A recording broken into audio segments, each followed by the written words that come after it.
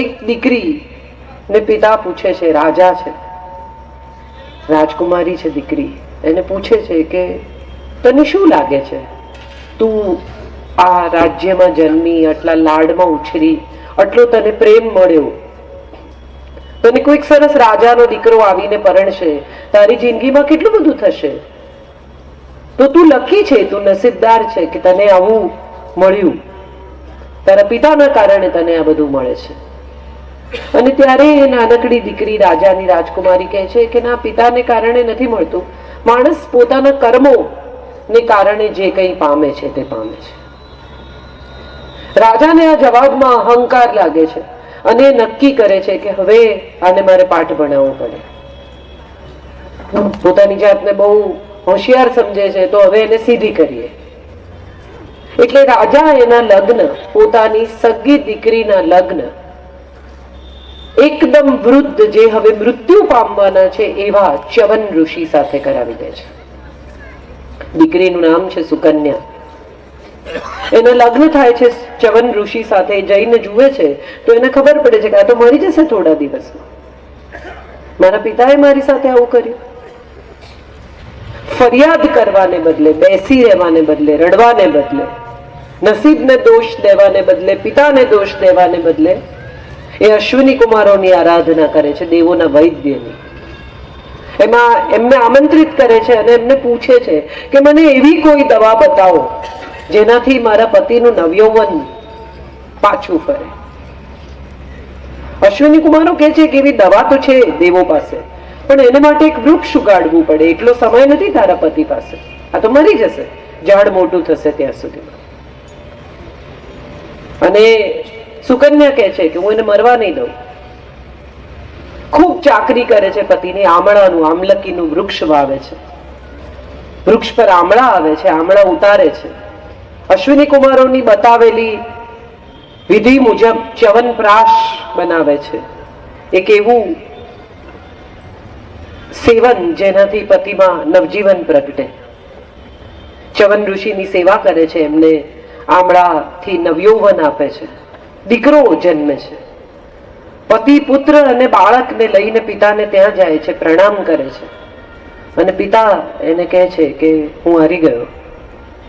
અને ત્યારે દીકરી પિતાને જવાબ આપે છે કે એવું ન કહો, તમે તો આ વિશ્વને અમૂલ્ય ઔષધની શોધ મને આપવા માટે પ્રેરણા આપી છે. મેં એક એવું ઔષધ શોધ્યું છે કે જેને માટે હવે આવનારા વર્ષોમાં કેટલાય લોકો નવજીવન પામશે. તો તમે એને માટે નિર્માણ કરવાની મને આ સવલત કરી આપી, તમે મને એને માટે પ્રેરણા આપી, તો હું તમારી આભારી છું. આ કથા છે સુકન્યા નામની રાજકુમારી અને એના પતિ ચ્યવન ઋષિની, જેના પરથી આપણે ચ્યવનપ્રાશ આવ્યું છે. સવાલ એ છે કે સ્ત્રીઓ સામાન્યતઃ નાની હોય ત્યારે પિતા એને એમ કહે કે મારા ઘરમાં આવું નહીં ચાલે. પછી થોડી મોટી થાય તો ભાઈ કહે કે ક્યાં રખડે છે, ચલ ઘરમાં, સારી નથી લાગતી. થોડી મોટી થાય, લગ્ન થાય, પતિ એમ કહે કે મારા ઘરમાં નહીં ચાલે. પછી થોડી વૃદ્ધ થાય, પ્રૌઢ થાય એટલે દીકરો કહે કે મારા ઘરમાં આવું નહીં ચાલે. અને સ્ત્રીને કહેવાય શું, તો કે ઘરવાળી. જેની પાસે પોતાનું ઘર નથી એવી સ્ત્રીને છેલ્લા કેટલાય સમયથી આપણે જોઈ રહ્યા છીએ કે સ્ત્રી સશક્તિકરણ ને વુમન્સ ડે ને આવું બધું સેલિબ્રેશન આપણે કરીએ છીએ અને સ્ત્રીઓને એમ્પાવર કરવાના પ્રયાસમાં છીએ અને સ્ત્રીઓને આમ ને બેટી પઢાઓ ને બેટી બચાવો ને. ત્યારે મને એક સવાલ એવો ઊભો થાય છે, તમારી સાથે આ શેર કરું છું અને પહેલા પણ બહુ વાર મેં કહ્યું છે કે ઘરમાં પતિ પૈસા લઈને આવે તો કોને આપે? તમે મારી સાથે વાત કરો, તમે મને જોયા કરશો તો મને એવું લાગશે કે હું ચાઇનીઝમાં બોલું છું. એટલે તમને સમજાય છે એવું પણ મને સમજાવવું જોઈએ ને. તો મને કહો કે ઘરમાં પતિ પૈસા લઈને આવે તો કોને આપે? પત્નીને આપે. 2-5-10 લાખ રૂપિયા કેશ લઈને આવે તો કોને આપે? પત્નીને આપે, સ્ત્રીને આપે. પછી સ્ત્રી એને ક્યાં મૂકે? કબાટમાં. ચાવી ક્યાં રહે?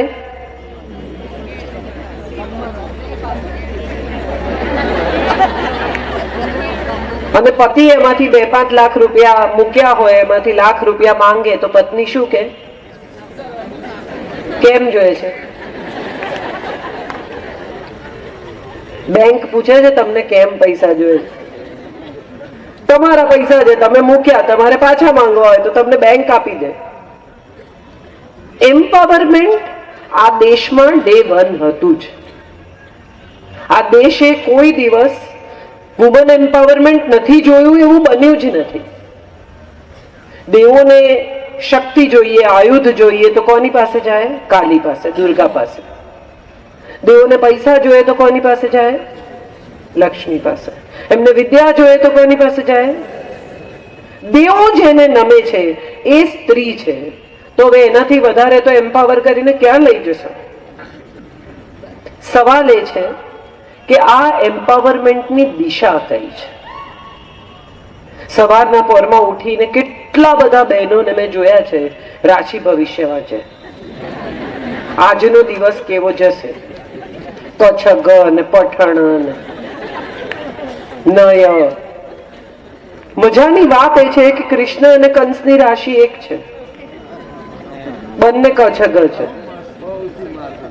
કંસમાં લખ્યું હોય કે આજે તમારા સ્વજન તમારા સગાથી સંભાળજો, અને કૃષ્ણમાં લખ્યું હોય કે વિજયનો દિવસ છે, દુશ્મનનો નાશ થશે. આ બેમાંથી સાચું કોણ? રામ ને રાવણની રાશિ એક છે, શબરી ને શૂરપણખાની રાશિ એક છે. ભાગ્ય શું ને કોણ નક્કી કરે આ ભાગ્ય? દીકરી જન્મે ને ત્યારે જ કહી દે કે માંગલિક છે. એના લગ્ન તમે જોઈ વિચારીને કરાવજો. મને ઘણી વાર આ સવાલ થાય છે કે આટલા બધા દૂર ગ્રહો જે નજરે દેખાતા નથી એ તમને કેવી રીતે નડે? અને સવારના પોરમાં ઉઠીને મંગળ નક્કી કરે કે આજે હું આને નડીશ. એને એટલો ટાઈમ છે? કેટલા બધા છાપાઓમાં તમે જુઓ છો જ્યોતિષોની જાહેર ખબરો નાની નાની હોય છે, જોઈ છે તમે? સચોટ નિદાન, વશીકરણ, કામ થવાની ગેરંટી, આવું બધું લખ્યું હોય છે. એને જાહેરાત આપવી પડે ને એનો અર્થ જ એમ કે એનું પોતાનું કામ નથી થતું. બાકી એ શું કરવા જાહેરાત આપે જો એનું કામ થતું હોય તો? મેં એક દિવસ એક સભામાં સવાલ પૂછેલો, તમને પણ આજે પૂછું છું. સીતા બહુ નાના હતા ત્યારે શિવ ધનુષ્યથી રમતા. ખબર છે બધાને?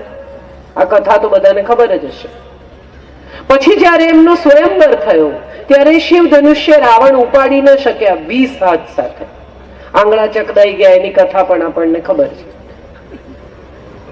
જે છોકરી 12 વર્ષની ધનુષ્યથી રમતી હતી, એ છોકરી જે ધનુષ્યથી રમતી હતી એ ધનુષ્ય જે માણસ ન ઉપાડી શક્યો એ જયારે મોટી થઈ ગઈ ત્યારે છોકરીને ઉપાડી ગયો.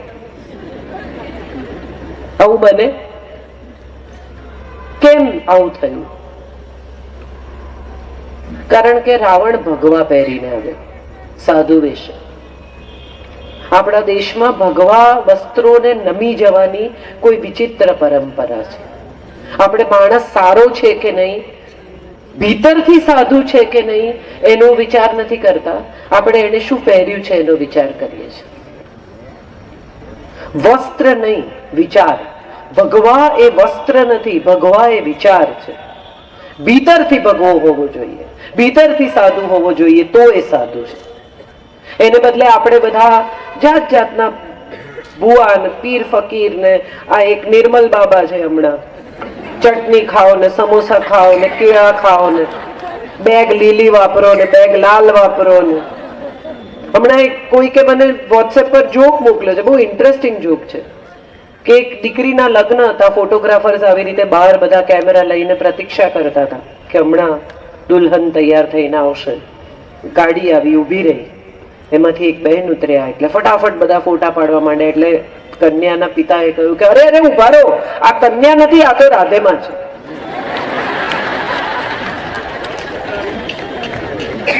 આપણે આવા બધા લોકોને પગે લાગીએ છીએ, આપણે આવા બધા લોકોની પાછળ એવું માનીને ફરીએ છીએ કે આપણું ભાગ્ય બદલી આપશે. ભાગ્ય કોણ બદલી શકે? શ્રી કૃષ્ણનું ભાગ્ય ન બદલી શકાયું તો આપણે તો શું ચીજ છીએ? જેને સ્વયં કુરાન કહ્યું એવા મોહમ્મદનું ભાગ્ય ન બદલી શકાયું, અલીનું ભાગ્ય ન બદલી શકાયું.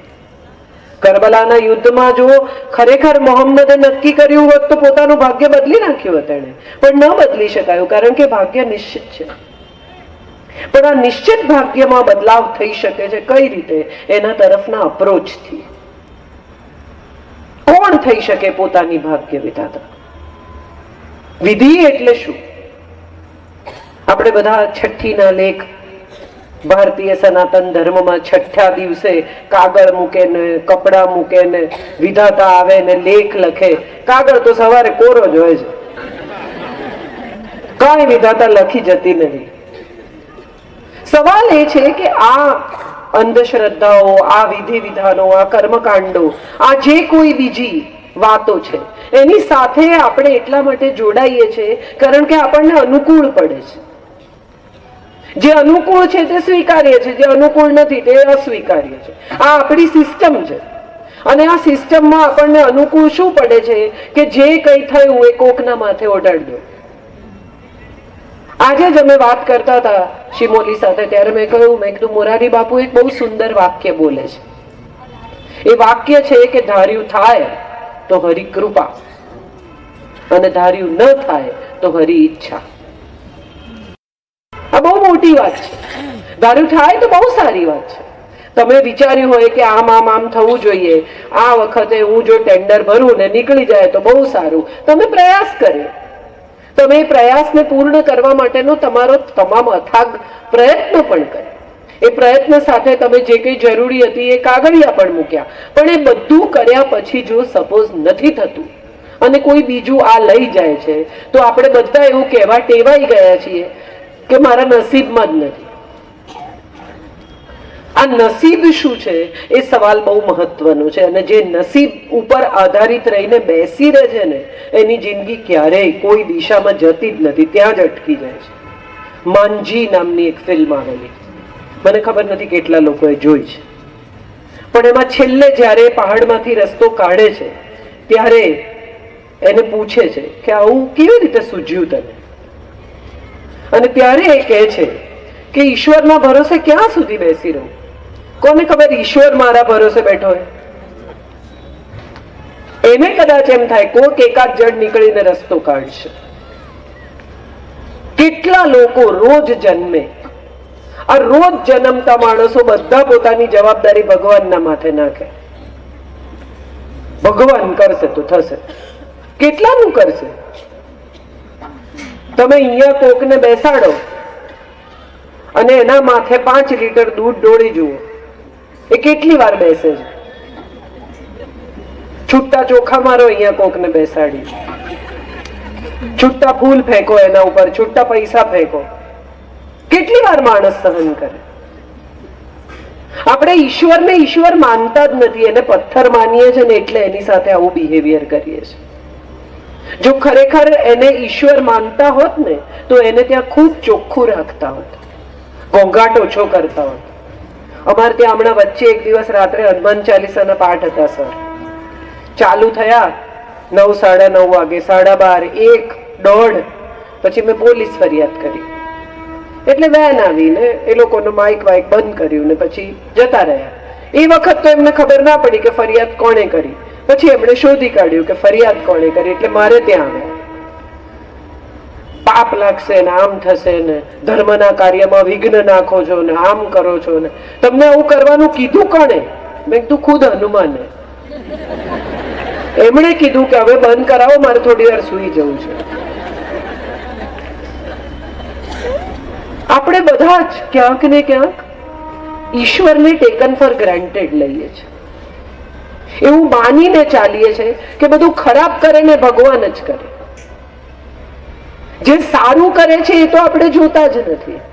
રોજ સાંજે સૂરજ ડૂબી જાય પછી કોઈને બીક એવી લાગી છે કે હવે કાલ સવારે નહીં ઉગે તો, આ ભગવાન ફરી જશે તો, ભૂલી જશે તો, નહીં ઉગાડે તો સૂરજ બીજા કઈ કામમાં પડી ગયો તો? આવો તો કોઈ વિચાર આપણને આવતો જ નથી. આપણને કેટલો ભરોસો છે કે કરશે, એને કરવાનું, એની ફરજ છે, એને તો કરવું જ પડે, એની ફરજ છે ને. તો આપણી ફરજ શું છે માણસ તરીકે? એણે આપણને જન્મ આપ્યો છે, પછી આપણે કોઈ દિવસ પાછા ફરીને એને પૂછ્યું કે ભાઈ હું શું કરું એવું કે જેનાથી તને સારું લાગે? એક બહુ જાણીતા લેખક છે, સરે કહ્યું ને લેખકનું કામ રસ્તો બતાવવાનું છે. એક બહુ મોટા લેખક છે, હતા, હવે નથી આપણી વચ્ચે. એક દિવસ અમે લોકો ગાડીમાં જતા હતા અને મારી બાજુમાં બેઠેલા સુરેશ દલાલ, અને મુંબઈના રસ્તા ઉપર એક સિગ્નલ પર એક ભાઈ માંગવા આવ્યા, એટલે મેં કાચ ચડાવી દીધો. બધા જ એમ કરતા હોય છે, મેં પણ કર્યું. થોડા આગળ ગયા એટલે મેં કહ્યું, મેં કીધું આ લક્ષ્મીનારાયણનું જે સ્વરૂપ છે ને તેજપાલ હોલના મંદિરમાં, સર મને એટલું ગમે છે, હું ત્યાં જઈને ઊભી રહું ને તો કંઈ માગવાની જ ઈચ્છા ન થાય, મને એમ જ થાય કે હું જે માગવા આવી છું એ સમજે જ છે. એટલે મારી સામે જોયા વિના સુરેશ કાકાએ કહ્યું કે આજે એ પણ કાચ ચડાવવાનું છે. આપણે પણ માગવા જ જઈએ છીએ ને. કોઈ એવું જોયું કે જે મંદિરમાં જઈ બે હાથ જોડીને એમ કે thank you, thank you so much કે મારા બંને ઘૂંટણ ચાલે છે, મારી બંને આંખો જોઈ શકે છે, સવારે ઉઠું તો ભૂખ લાગે છે, શ્વાસ લઈ શકું છું, જિંદગી સુપર્બ છે યાર, thank you, thank you for giving me all this. સમયસર વરસાદ પડે છે, સમયસર સૂરજ ઉગે છે, આ ઠંડો પવન ચાલે છે, આ બધા માટે થેન્ક યુ. આવું તો આપણે કોઈ દિવસ કહેતા જ નથી. શું નથી થયું એ જઈને કહો એને. તમે વિચાર કરો કે દુનિયાનો કોઈ પણ માણસ, એ પતિ હોય, પત્ની હોય, સંતાન હોય, ભાઈ હોય, બહેન હોય, મિત્ર હોય, એને શું નથી કર્યું એ રોજ સવારે ઉઠીને તમે એને કયા કરો તો એ કેટલા દિવસ સાંભળશે? તમારી પત્ની ગમે તેટલું સારું રાંધતી હોય કે ગમે તેટલી મહેનત કરતી હોય, તમે રોજ એમાંથી એક ભૂલ શોધી કાઢો ને એટલે નક્કી કરી લે કે હવે રાંધો જાતે થોડા દિવસ. પતિ ગમે તેટલું કમાઈને લાવતો હોય ને પત્ની એમ જ કયા કરે કે ઓછું જ છે. બાજુવાળાની ગાડી જોઈ, સરે કીધું ને બાજુવાળાનો મોબાઈલ સારો ના હોય ત્યાં સુધી આપણે ખુશ છીએ. ખરેખર આપણે બધા અપ્રુવલની સોસાયટી છે. બીજા અપ્રૂવ કરે તો આપણું સુખ, બીજા અપ્રૂવ ના કરે ત્યાં સુધી એને સુખ ન કહેવાય. તમે મર્સિડીઝ લીધી એનું બહુ મહત્વ નથી, પડોશીએ જોઈ ને એની આંખમાં ઈર્ષા આવી તો એનું મહત્વ છે. અને ન જોઈ, કદાચ તમે 2-3 દિવસ બહાર પાર્ક કરી તેમ છતાં એને ન જોઈ, જોઈ છતાં તમારી સાથે વાત ન કરી તો પેંડા લઈને જાય. અમે ગાડી લીધી, કઈ લીધી? મર્સિડીઝ. એટલે તરત પડોશી કે વેરી નાઇસ, બહુ જ સરસ, ચાલો અમને કોઈ દિવસ આંટો મરાવજો. પેંડા વેંડા ખાય, બહાર નીકળે, હજી બારણું બંધ થાય એ પહેલા પાડોશી કે એ તો કાળા ધોળા કરે એટલે લે, આપણાથી ના લેવાય. અને જે બહાર નીકળ્યો છે પેંડા ખવડાવીને એ તરત એમ કે મોઢું જોયું. બેમાંથી કોઈ ખુશ નથી પેંડા ખાઈ. એકને ઈર્ષા છે, એકને પેલાની ઈર્ષાનું સુખ છે. ગાડીની મજા શું? તો કે સાંજ પડે ગમતા ગીતો લગાવીને પરિવાર સાથે, પત્ની સાથે આંટો મારવો, વર્ષો પછી એકવાર પત્નીનો હાથ ચાલુ ગાડીમાં પકડવો. કેમ સોપો પડી ગયો? થઈ જ શકે, પત્નીનું પણ હાથ પકડાય, એવું કઈ નહીં. કરેક્ટ, પહોંચે તો છે. મજાની વાત એ છે કે આપણે બધા સુખનો અર્થ સગવડ કરતા થઈ ગયા છીએ. વોશિંગ મશીન, ગ્રાઇન્ડર, સારા ટેલિફોન, ગાડીઓ, એસી, આ સગવડ છે, સુખ નથી. જેની પાસે વધુ સગવડ છે એ વધુ સુખી છે એવું માનવાની ભૂલ આપણે કરી બેઠા છીએ. આપણને બધાને લાગે છે કે હું એમની પાસે મોટું ઘર છે, એમની પાસે એસી છે, એમની પાસે ગાડી છે, એમની પાસે સગવડો છે, કેટલા સુખી છે.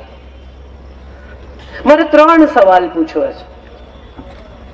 પહેલો સવાલ, તમારી પાસે 12-15 બેડરૂમનું ઘર હોય, સુપર, એ સુંદર બેડરૂમને તમે 2 એસી લગાવ્યા હોય, ઇન્ટેલિજન્ટ એસી, તમે અહીંથી ઓન કરી શકો. અમિતાભ બચ્ચન આજકાલ બતાવે છે ને, લોઇડ, યહાં સે ઓન કરી सकते.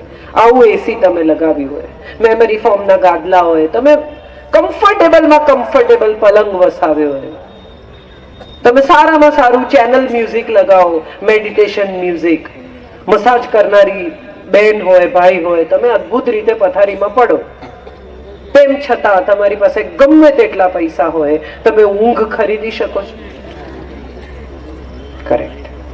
બીજો સવાલ, તમારી પાસે 4 જાતના શેફ હોય, એક કાઠિયાવાડી બનાવે, એક ચાઇનીઝ બનાવે, એક કોન્ટિનેન્ટલ બનાવે.